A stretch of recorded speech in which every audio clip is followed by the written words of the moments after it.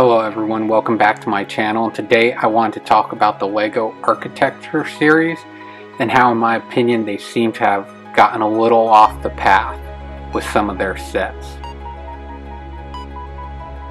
So within the LEGO Architecture series, I own 37 sets, 30 of which are retired.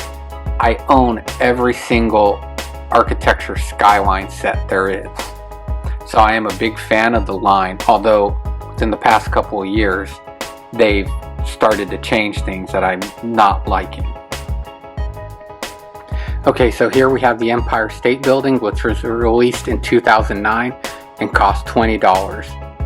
The Seattle Space Needle, also released in the same year and at the same price. Big Ben was released in 2012 and cost $30. And then finally, right here we have the Solomon Guggenheim Museum, which was released in 2009 and cost $40 at the time.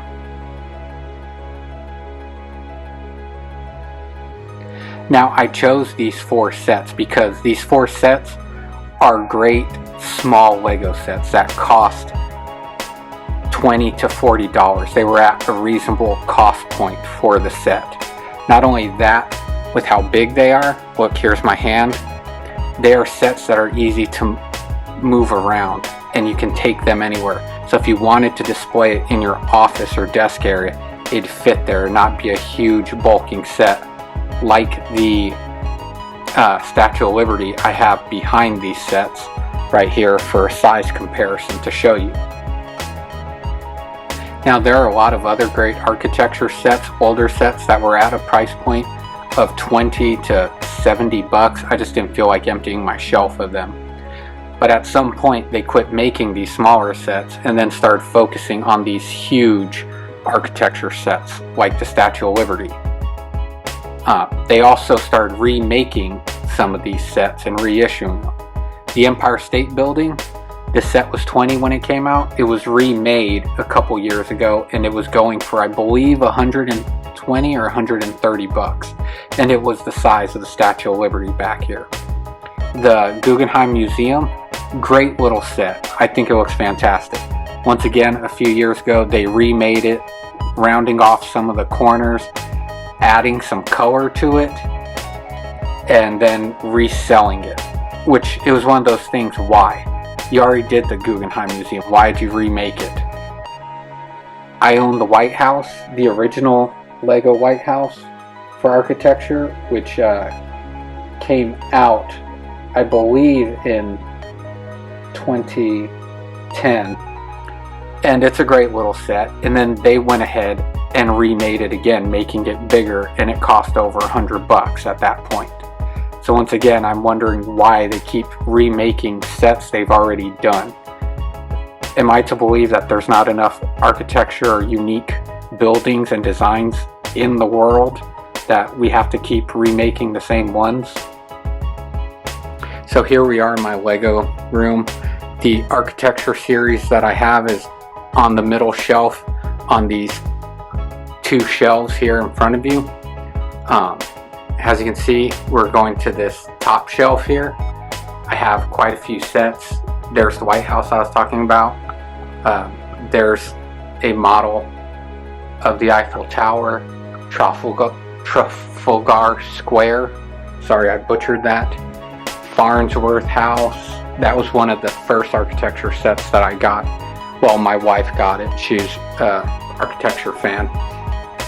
There's the Seattle Space Needle, Flatiron Building, Big Ben, Arc de Triomphe, United Nations Building, and the Great Pyramid of Giza, which I think is a cool set, but once again, it's one of these sets that costs $130, and the price point's way higher than all these other sets that I've just taken you by that cost anywhere from $20 to $60, and they are great looking sets. Okay, so here we are at the shelf below the one I just showed you. This is where I have most of my Skyline series. So here you can see Berlin. There's Las Vegas, which good trivia about the Las Vegas set. The original one had the Mandalay Bay Hotel, but after the shooting there, the mass shooting, they went ahead and took Mandalay Bay out and added the Bellagio instead. So there are a few Mandalay Bay ones floating out there. I think I saw an article. There's something like 25 that actually made it out into the public, and those are considered highly sought after sets if you or anybody has one. Within the Skyline series here, I mixed in these postcard sets because it matched the location theme of cities, and I really had nowhere else to put them that made sense, so you can see them mixed in here. But here's the Skylines all on this shelf. Coming around, you'll see a few more Skylines sets that I have. Dubai, Sydney, and then the latest release is the Singapore one, which is actually a great set, one of my favorites. Here's another postcard, Australia. These 4 mini sets were sets that I purchased through the VIP program. They weren't available commercially. You had to use your VIP points to get them. And then moving along here is some more architecture series that I have. Trevi Fountain, Great Wall of China, Buckingham Palace, and then Brandenburg Gate. So those 2 shelves are my architecture series.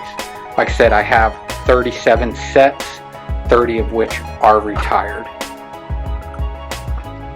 Okay, the final 2 sets that I have and want to show you is the Statue of Liberty and the Burj Khalifa. They are tall sets, really tall, which is why they sit on this top shelf here next to the Taj Mahal that I got. So that is it. That is all my Lego architecture series. Like I said, at some point they quit making these great small affordable sets and then just started putting all their cards into these bigger sets that cost over $100, which it's their prerogative to do. I think they're just missing out for some customers to get great sets that they used to produce that were at a good price point that everyone could afford. Once again, thanks for joining me. Be sure to like and subscribe, and see you next time.